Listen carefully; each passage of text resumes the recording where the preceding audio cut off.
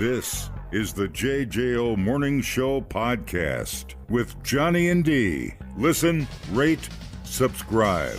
Hi, everybody. All right. Now, when we go to the stage, we always bring them 5-hour energy drinks, you know? The stage. Yeah. And some of the flavors are buttholes. But this new flavor, and this, you can definitely file this under things that nobody asked for. They have a caffeinated hot sauce. Just in time for Cinco de Mayo. Energy shot that keeps you semi-functional through conference calls, doing something a little spicy, yeah? Indiana-based 5-hour energy dropped a limited edition mango habanero hot sauce. I think I poured on my brisket. Dude. What? Yeah. It's a collaboration with Taco John's. Ole! Ole. The fast food chain known for West Mex staples like soft shell tacos and potato oles. Oh, yeah. The idea is to combine the sweet heat of mango and habanero with a little extra energy boost. Oh, my. In a format that's portable, spicy, and technically speaking, caffeinated. If caffeinated hot sauce sounds a little too out there, just know that it's not 5-hour Energy's first time playing with fire. Last summer, the brand released a limited edition energizing barbecue sauce. Ooh. Yeah. Yeah. Here's the picture of this person putting Legal cocaine, now with heartburn. the 5-hour energy mango habanero on their taco. Oh, wow. So I don't think you're supposed to chug it like you do a regular 5-hour energy. They actually want you to put it on your food. That's, okay. That makes a little more sense. Makes more sense than chugging it like a berry flavor. You know what I mean? It's like, who's going to down it? I mean, it's at the very least, it's fantastic marketing. Oh, yeah. I mean, holy cow. That's brilliant. And there's people that crave that stuff. I don't understand it. I'm too old for that stuff. My sensitive esophagus, Bowels. and very sensitive bowels. My God. Yeah, you tend to know the end game is very important, as we say, when it comes to choices made at dinner time. That's for sure. So true. But brilliant idea. I love the concept. Give me PC too. But wait. There's more. Wake up your breakfast and your bloodstream with 5-hour Energy's caffeinated hot sauce. But it's not just a flavor explosion, it's a full-body reboot. 5-hour Energy's new caffeinated hot sauce is also a decongestant. Need to go number 2? It's also a laxative. Need help down there? 5-hour Energy's new caffeinated hot sauce is also great for erectile dysfunction. It's that kind of hot. And coming soon, 5-hour Energy hot sauce mouthwash and pizza sauce. Because why just live when you can spice through life? Yeah. Breakfast tacos have never are unforgettable. Yeah. For the next 48 hours. Exactly. Man, oh man. Trying to think of my flavor. The grape actually is okay. I don't do a lot of them. I'll do once in a while. I'll hit one, but the grape. What's your flavor? The grape is not bad. I will say that. They all taste like balls to me. Yeah, So, the cherry. No. Isn't there a tropical? I can't remember all the flavors. I just chug them so damn fast, and then I usually chase them with something else. There you go. So just get it over with. Is there an apple, or am I crazy? There's a sour apple. Yeah, I think I've had the apple before. I feel like the sour apple was pretty good, actually. I do too. The grape and the apple are the ones that stick out for me. For me, it's not that much liquid. Just get it over with and be done with it. I don't know. Have we done studies on this? Are they better than a Red Bull? Swallowed semen, for Christ's sake.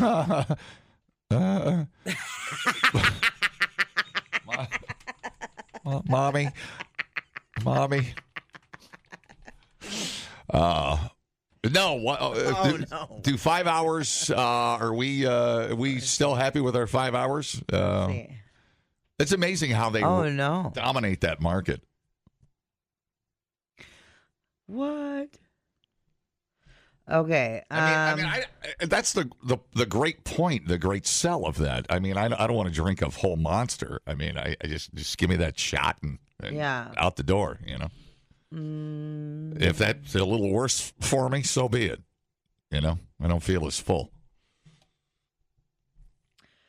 So, no wonder why 5 Hour Energy works so well. That's a ton of caffeine. Oh. Uh-oh. Generally, this is AI is telling me, Red Bull is considered slightly healthier compared to 5 Hour Energy due to its lower caffeine content and lower sugar levels. Both can be detrimental if consumed excessively or regularly. Yeah.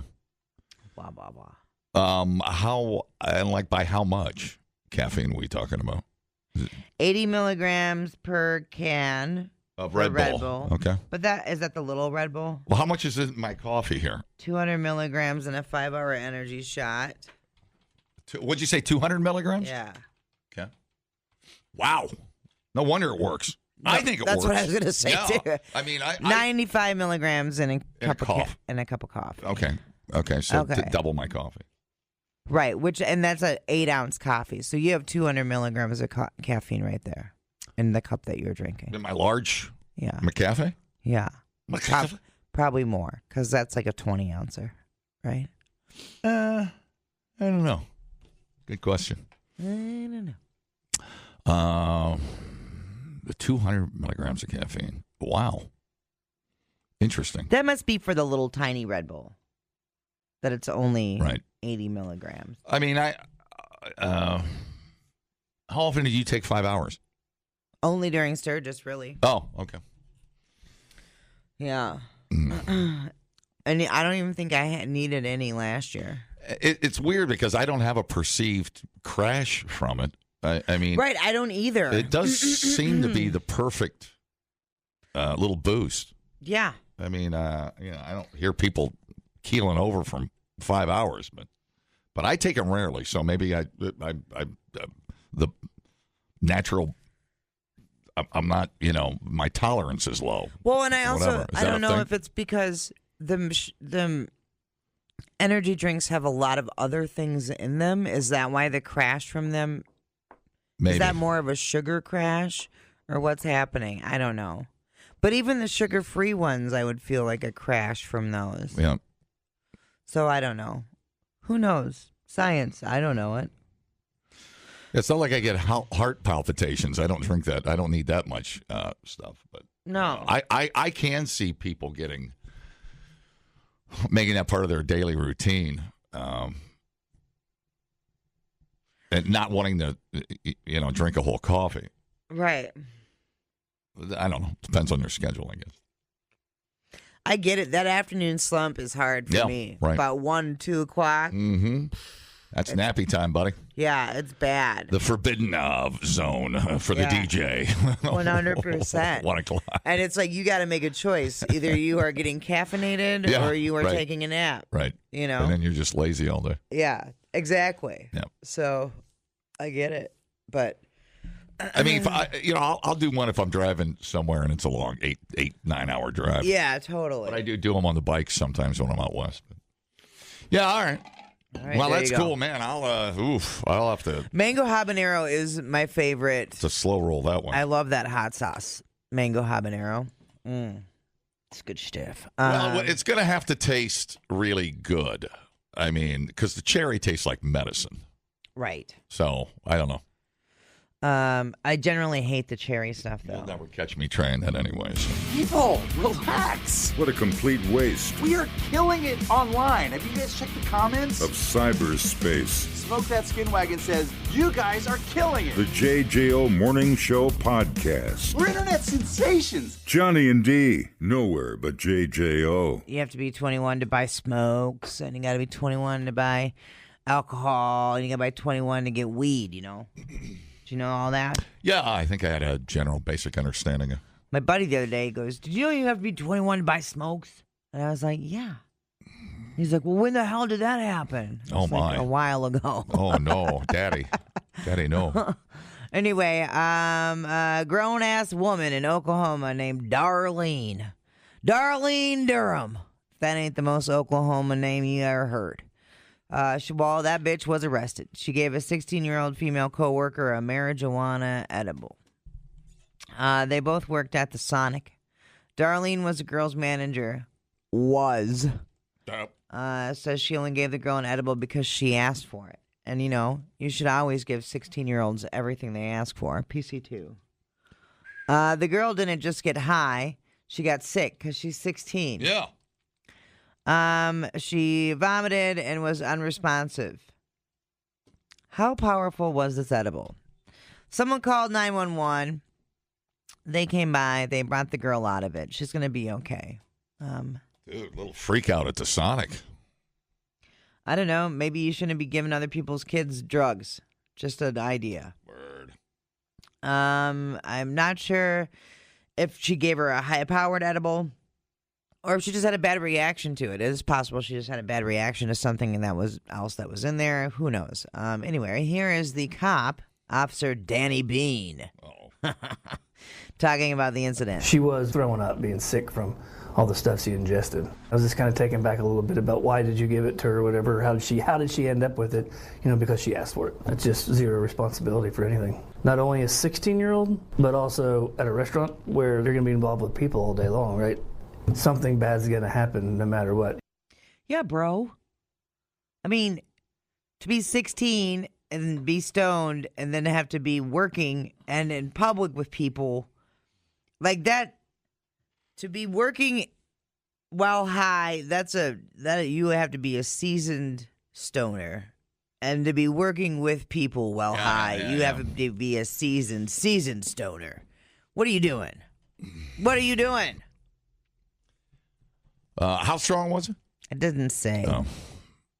Yeah, those things, man, for the uninitiated, I will tell you, those things can have wreak havoc. And I mean in a very sleepy way. Well, and it's also, she's a 16-year-old and she's not your kid. That's not your place to give her a weed edible. Kind of not cool. Come on now. Yeah. Come on now.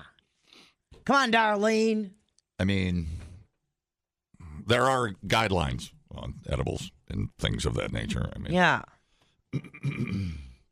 Just because you think it's well, that's why I think they're so. I don't know, the whole edible idea seems to be that they're harmless, and they're not. They're not. So either take some caution. Yeah. Do your research or consult somebody. Yeah. But I found that out the hard way. Mm-hmm. Yeah, some of them high-powered suckers, they'll knock you right on your ass, and then your legs quit working, and then you really start panicking. Whew. I do wonder. I would like to know how high-powered it was. Total just asshole out of move. Curiosity. Yeah, it's a huge definitely. asshole move. Oh yeah, definitely. I would be pissed if that was my kid. Yeah, not cool. I'd be super pissed. I don't know if they can press charges like other charges if the parents can. She's got arrested for contributing to the delinquency of a minor. Yeah. Do you ever worry about the whole edible thing and access to edibles and how they just seem to be everywhere? I mean, I don't know what the consensus is on edibles in the future, but and I don't know, a lot of people love it for anxiety and whatnot and whatever their particular thing is. But do I worry about it for what? I don't know. I don't even know what I'm asking. I guess just the culture of edibles, just how the access to it. No, yeah. I don't. No. I don't, because I kind of feel like it's one of those things where I think we're reaching close to that status where once it's everywhere, it becomes, it's going to be no big deal. You know what I'm saying? Yeah. And once it's kind of like how drinking is over in Europe, where the kids have access to it all the time, so they're not, it's not as big of an issue as it is over here. Yeah. And I kind of feel like it's going to be that way too. But like, I mean, even we had that company soiree, and there were more people that were drinking the THC drinks than they were. Yeah. I mean, I'm trying to compare it to like when I was a kid, because my uncle, my dad drank beer. I probably was sipping beer when I was 10 years old. Who knows? I mean, there's parallels to it, but it just seems like the edible things are just very normalized. Mm-hmm. Is that fair? I mean, I'm not picking on her because I know people that love it. Yeah. But it just seems like it's not coming with too much guardrails or something, Yeah, but I mean, I think also it only takes, and then the reason why it's not coming with guardrails, I think, is because you can't die from it. Sure, you know what sure I mean? enough, absolutely. Like it's. Are you gonna get sick if you do too much? Probably. Yeah. You're gonna get the spins, and you're probably gonna puke. But that's my point. I guess it does come with side effects. And then you're probably not gonna do. Right. You're probably never gonna make that mistake again. Right. You know what I mean? Like that's gonna be the last time you eat too much marijuana edible. No, that's fair. No, that's fair. It's kind of a one and done thing. Yeah. I mean, I remember the first time I drank liquor and puked for 2 days at Danny May's house on Crown Royal. Probably 13. Oh, dude, no. Dude. I was down. My mom's like, "You want me to get you some more of that?" I'm like, "Oh, I'm gonna hate you right now." God, I still remember. I swear to God, I can remember how sick I was. Yeah. And I'm like, okay, lesson learned. Yeah. Here we go. Let's move on. I got track practice. I gotta puke this up and get to track practice. Yeah. I mean, I do. I think people need to realize, and maybe they do. I don't know. It's hard for me to say. I hang out with older stoners, so I don't know. But like, you can't be taking an edible and then be going around driving. You can't. You know what I mean? Like there's responsibilities that need to be taken into account. It almost is like marketed as a safer alternative. Yeah. To some of the bad things you hear about, and if you want to go down the gateway path, that's fine. But it just seems very, very accessible, and still has to come with responsibility. I mean, it can be dangerous. Right. And for the uninitiated, that's for sure. Yeah. I'm not trying to sound like grandpa here. No. But that's why, I mean, that's the old attaché, John. You can always take more. Yes. You can never take less. I found that out. I found that out. Lesson learned. Take it from me. Let's not stop on the 50 milligram gummy because... it was an experience, I will tell you. Yeah. And it was like almost an out-of-body experience. I'm sure it probably was. I mean, I don't know what dropping acid was like. I've never done it, but maybe I was flying around with those people. Who knows? We thought uploading to the cloud was something completely different. The JJO Morning Show Podcast. Johnny and D, JJO. Now, the dumpster fire, speaking of, that is Fyre Festival 2. Yeah.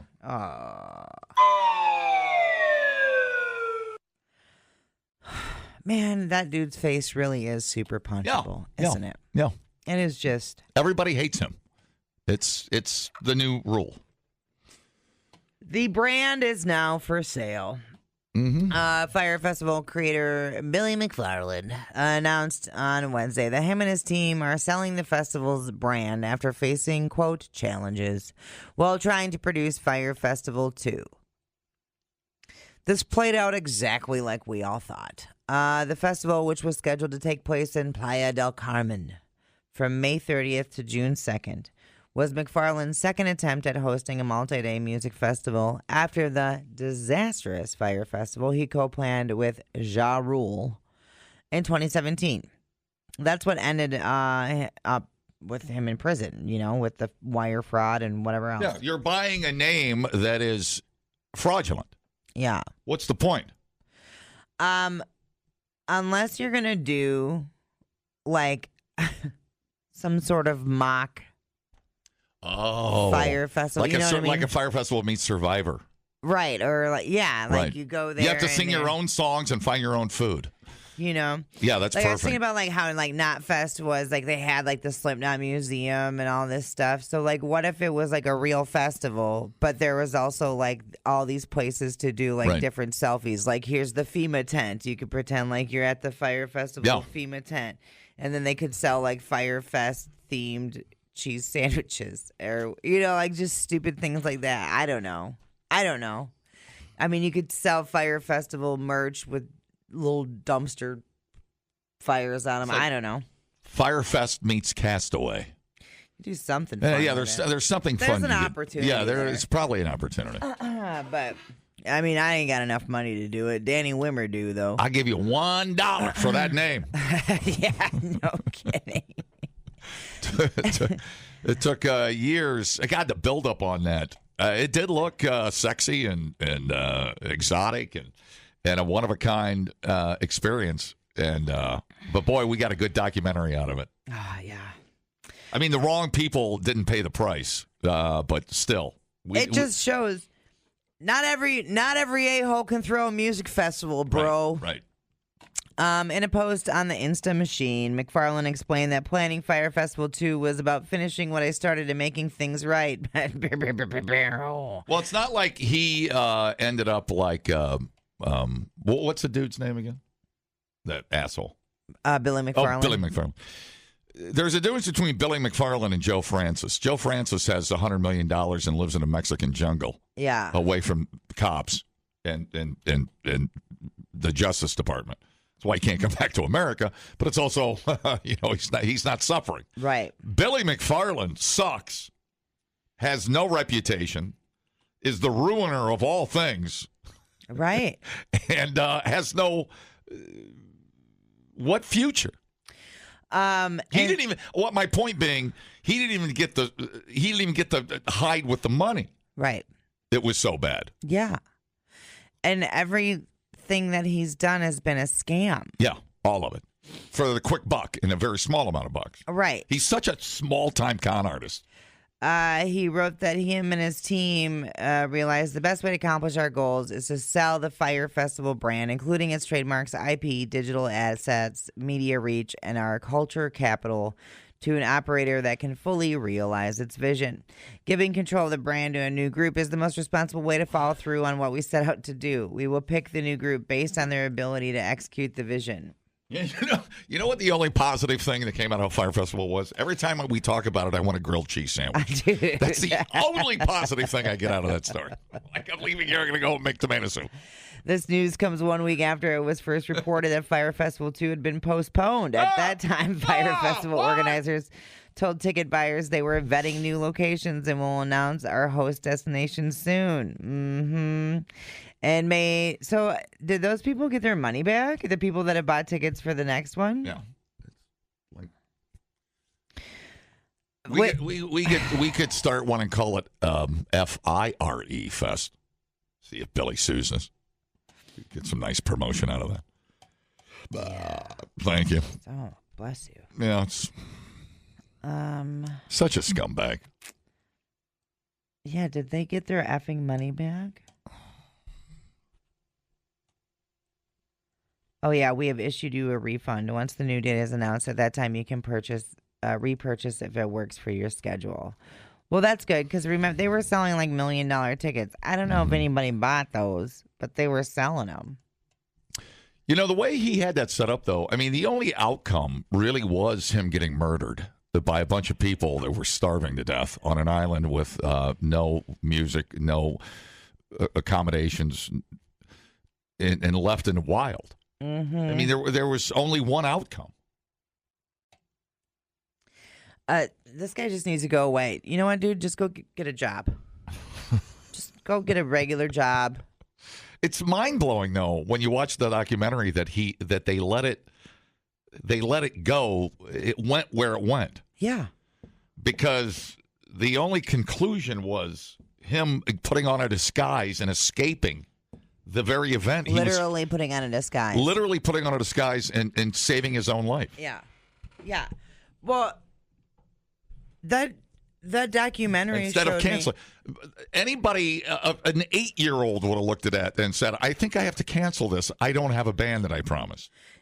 If you have enough confidence, you can convince people of anything. It is wild to me. Like, the older I get, the more I'm realizing that. I'm like, I feel like nobody really knows what they're doing. We're all just kind of winging it, I guess, huh? Yeah. My God. Unbelievable. You're not going to believe this, but it takes an army and millions of dollars to pull off these festivals. Right. And that ain't no damn lie. You have no idea. Right. The amount of people, the logistics. The people that do them right, like the Madison Festival people.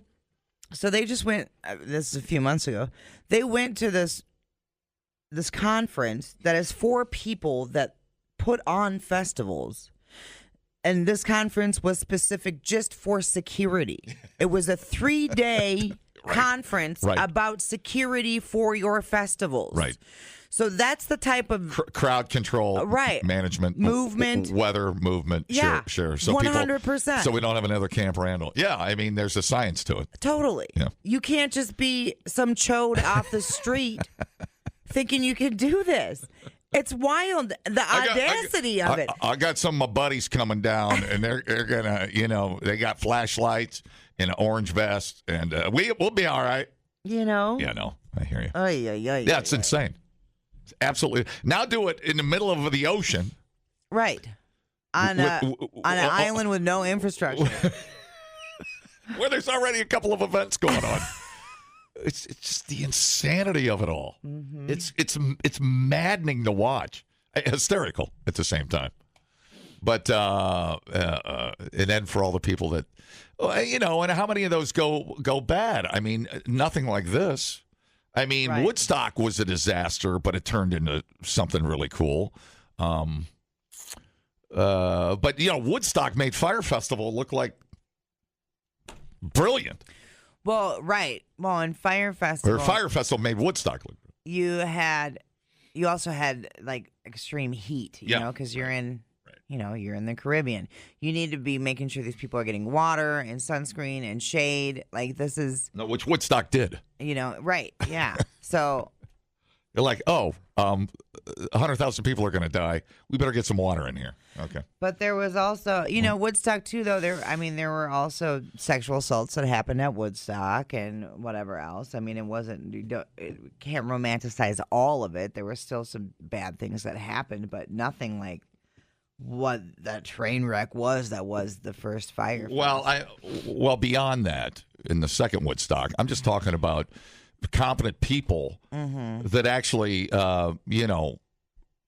nobody knew 500,000 people were going to storm Woodstock. Right. That's all I'm saying. 100%.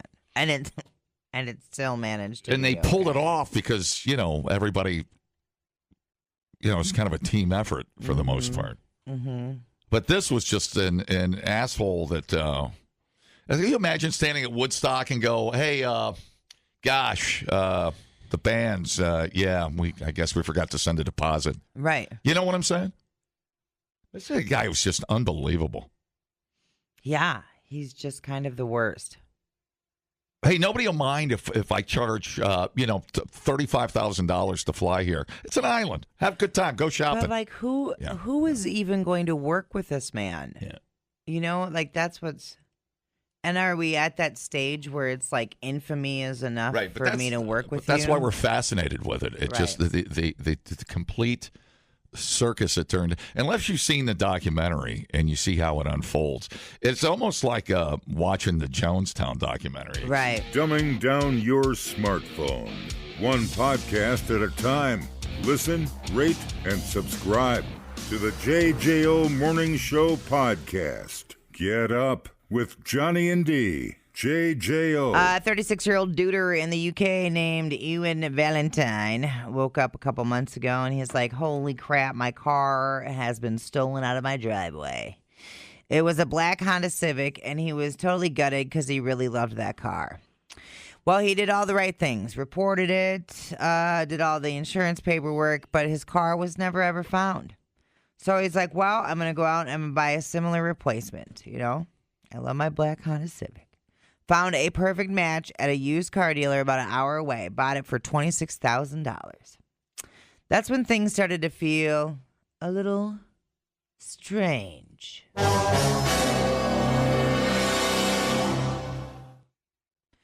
The car wasn't detailed, and there was stuff inside, like a piece from a tent, some Christmas tree pine needles, some candy bar wrappers. And the debris didn't seem like trash so much as it felt familiar. But maybe everyone has buildup like that in their car, you know? But he was like, man, these are even the kind of candy bars that I like. Uh-oh. Oh, no. Then he started messing around. He bought his car back? Are you...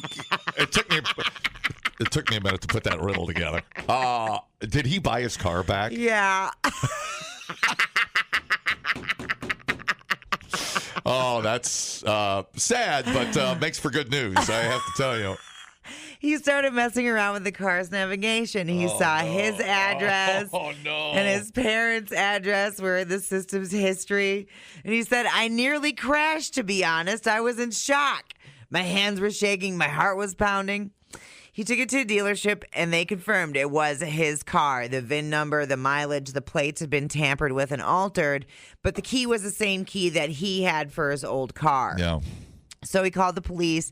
They couldn't friggin' believe it either.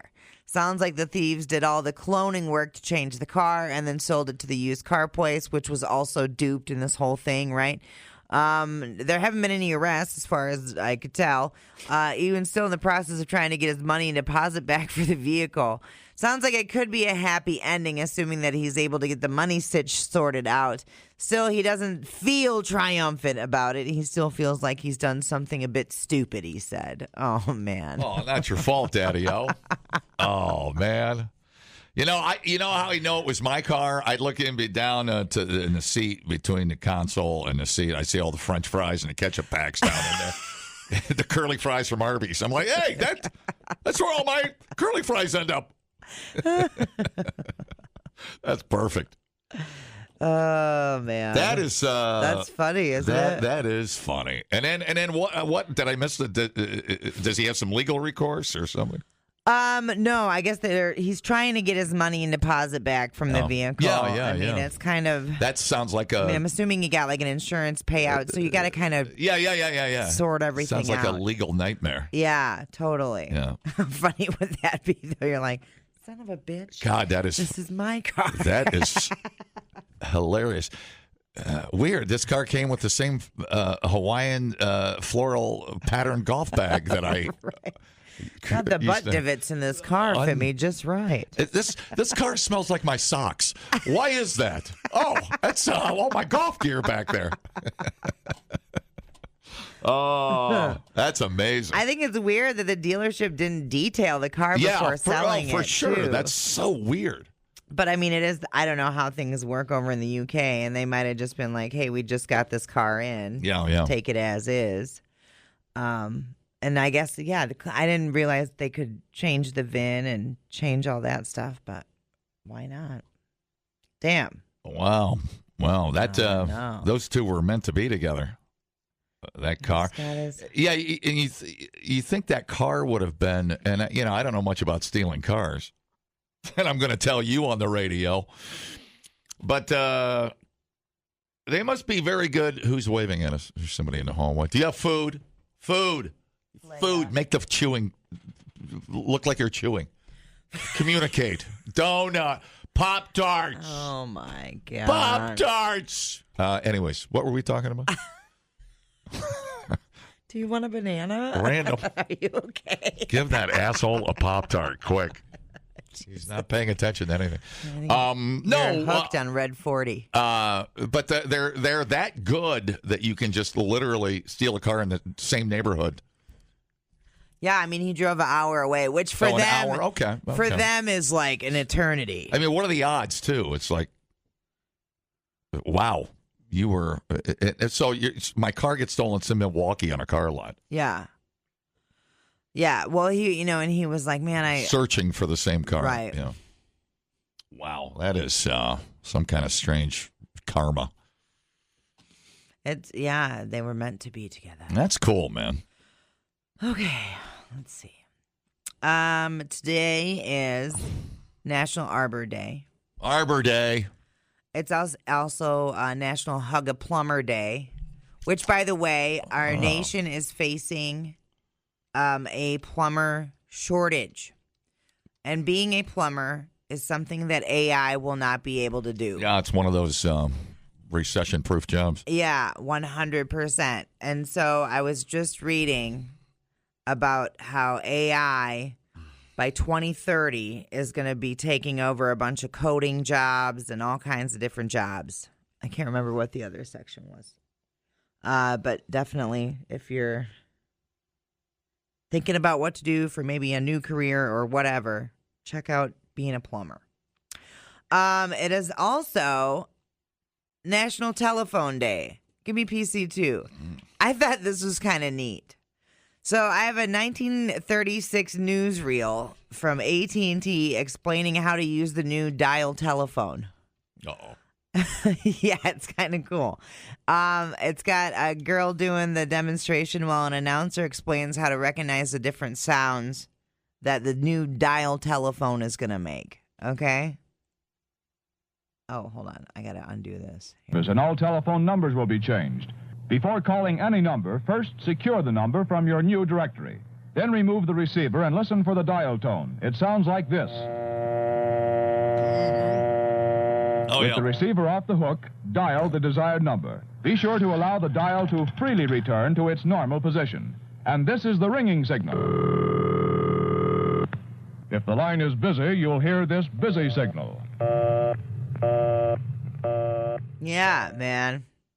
Rotary dial. Because then before that, it was you had to ask to be connected to somebody, right? Right.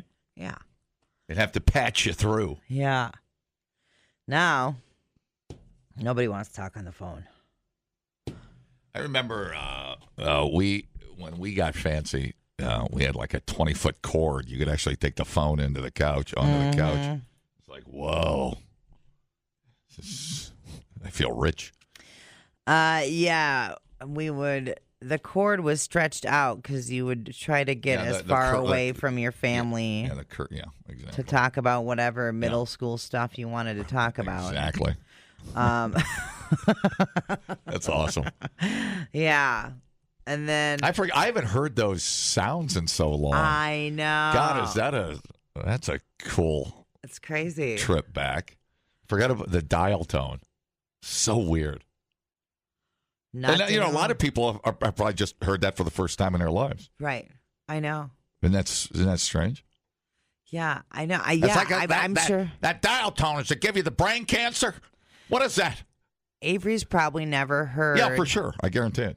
The dial tone. I know. Or time and temp. Call for time and temp. Remember doing that? Man, you want to really blow his mind? Show him what a Captain Kangaroo was. He'll be like, ooh, tell me that guy went to jail for being near kids. You know? You can learn a lot listening to podcasts. Did you know that the hottest chili pepper in the world is so hot it could kill you? Or you can listen to this one. Bears can smell your menstruation. I can smell your menstruation. The JJO Morning Show Podcast.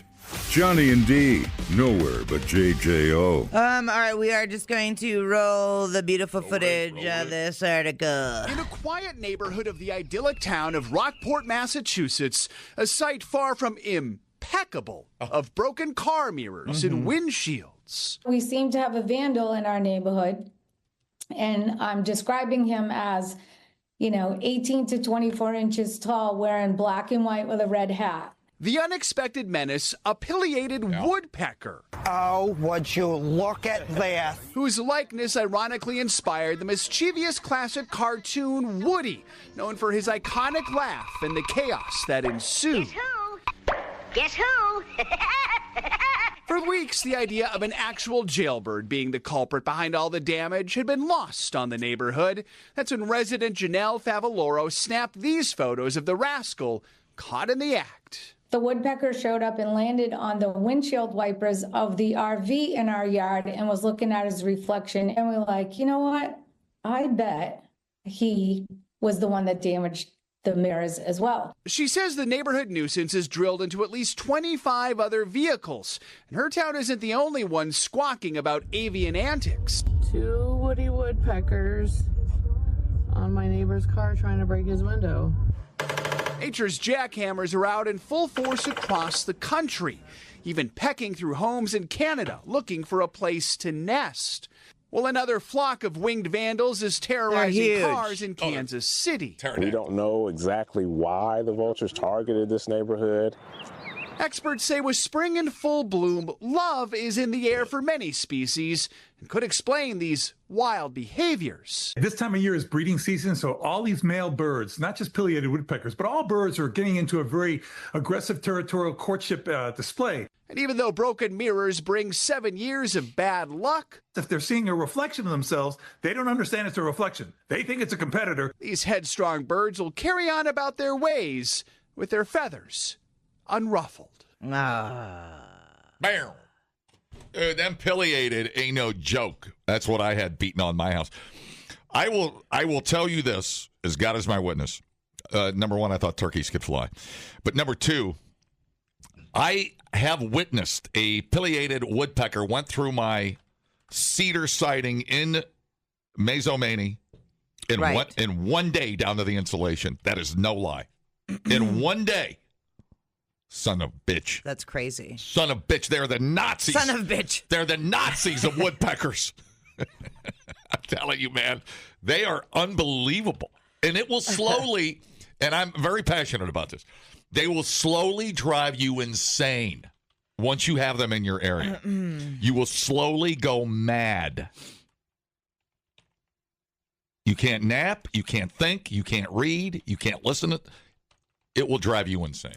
Right. It's like a low-level hum that they can't figure out where it comes from, but worse. What is the solution? Wait until the mating season's over. That's get a permit to shoot them. Yep. Put a covering over your car, I suppose. Put a giant tarp over your house. You know. I don't know. You can't stop the pileated. And I'm not talking about some little sapsucker or whatever the other woodpecker, the downies or whatever. These things are like 2 feet tall, and they're the devil. I'm telling you. There is nothing cool, romantic, nature's graceful creature. No. This is a whole different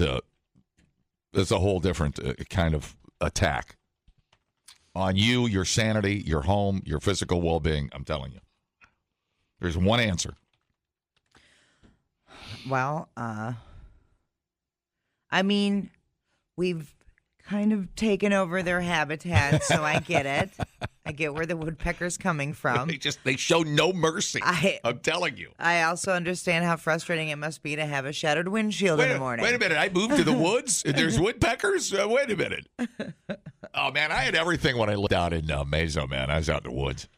I had a bobcat that would leave rabbit entrails. I had eagles eating kill in my backfield. It was incredible. I do miss it. Right. I do miss living in the woods and all the things. And a couple of wolves out wandering around. And I'll tell you, a deer in your front yard when you go to work. I do miss it. I don't miss that woodpecker, though. So one thing I don't. The moles in my front yard didn't even bother me like the woodpecker did. It's around the clock. They're possessed. Those pileated. Right. Pileated woodpeckers, man.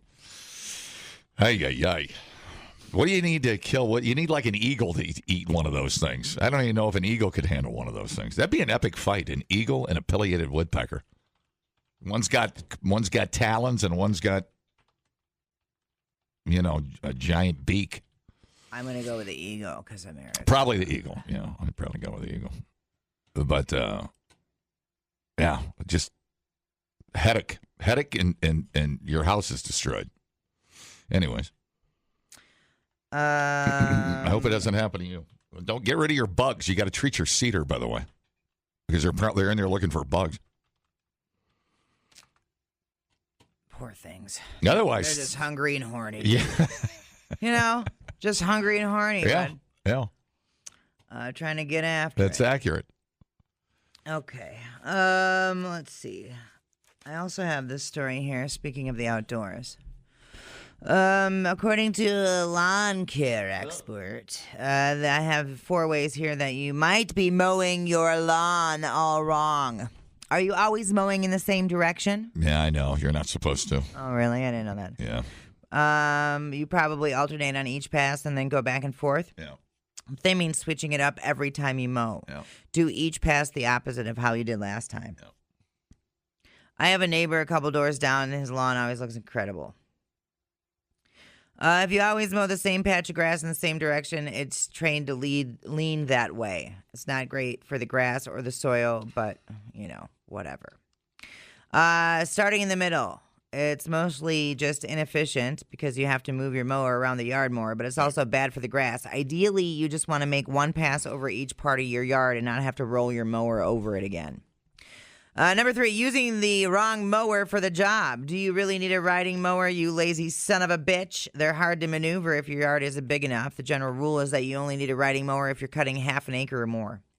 Most people aren't and should just stick with a push mower instead. And let me tell you, them electric bad boys are pretty light. Have you used an electric mower? I have not. I like mine a lot. I was thinking about buying an electric riding mower. But we'll see. I still like pushing the mower because I get a little exercise. And I just like the smells and the mowing and the walking and the things in the neighborhood. And I keep my eye on the impending woodpecker damage. I'm outdoors. Yeah, I'm outdoors. Woodpecker apocalypse. Yeah. And number 4, it gets like hair, right? It gets like trained. It goes a certain way and stays there. Yeah. So I get it. I mean, I don't disagree with it, but it's easy to get in a habit and the habit of just walking in the same direction. Right. How's would I do it? I'd have to go diagonal, I guess. Well, even if you just start the other way. Start backwards, yeah. All right. And the last Simple one, solution. which I was guilty of until my buddy yelled at me, you've never sharpened the blades. Dull blades can tear your grass instead of cutting it. Huge. You can buy a sharpener online for about $10, and you too can be your very own lawnmower man. I actually changed blades last summer after a few years, which I waited too long. Actually, like 4 years, and it made a difference. Yeah. Yeah, the yard looks 100%. But I guess you don't want them to get too sharp because that's not good either. Razor sharp blades are more likely to chip if they hit a rock. You want them to be about as sharp as a kitchen knife, but not as sharp as a razor blade. Thank you. The JJO Morning Show Podcast with Johnny and D. Listen, rate, subscribe. Catch a new show every Monday through Friday, 6 till 10 a.m. on 94.1 JJO or streaming anywhere in the JJO app. Johnny and D, nowhere but JJO.